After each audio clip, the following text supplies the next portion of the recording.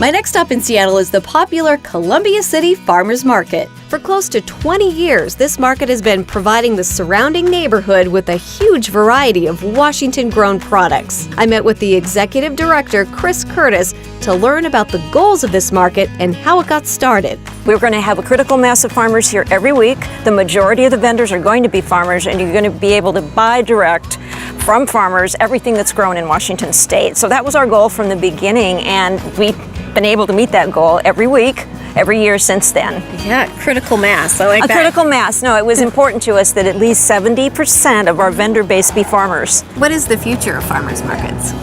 That's a very good question. I think right now Washington State has 150. Wow. And I think that over the last 10 years or so, we've seen some come and go. I think when you position a market with as I said, with a good number of farmers, and there's a lot of selection and the quality is high, and you've got a shopper base that can support it, then a farmer's market will succeed. I asked Chris to explain why farmers markets are vital to an urban community.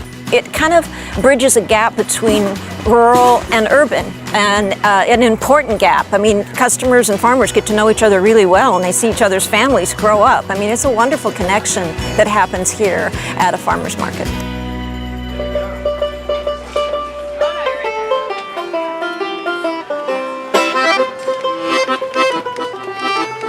What are some of the more popular foods that you have here? Well, this is still spring, so we're just now starting to see some of the early summer crops come in. Well, this is the first day for cherries and berries, and those are both iconic Washington State crops. As Chris and I were walking through the market, I spotted someone I knew. Well, look who I found. This is Dave from Kittitas Valley Greenhouses, and we found your booth here at Columbia City, so you're all set up and ready to go, and it's been pretty busy, I saw earlier. Oh yeah, we're one of the most popular booths here, I'd say. I didn't get to try a tomato back at the greenhouses, so can I try one today? Absolutely.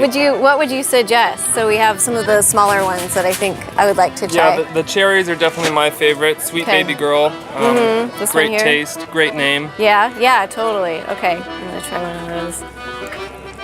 There you are. What do you think? It's so good. Can I try one of these? Go for it, yeah. Sun sugar? Sun sugar. Awesome. Well, thanks and good luck. We'll let you get back to work and working hard. see you at the market. Thanks so much. Next, I talked with some regular market goers to hear why they like to visit this market. I always meet people I know, so I like to come down to socialize. And there are certain items that I can only get here. Really? I don't make pies, so I can come down if I want pie. And I've seen breads that are to die for. And the vegetables and the fruits are outstanding. And I've been coming to this farmers market for 7-8 years. Yeah. So, I mean, I know so many of the farmers here. So it's great because, you know, they're here from May to September, October. Then they're gone for the winter. And so it's like when you come back, it's sort of like seeing your family again. Yeah. So it's great. I love it.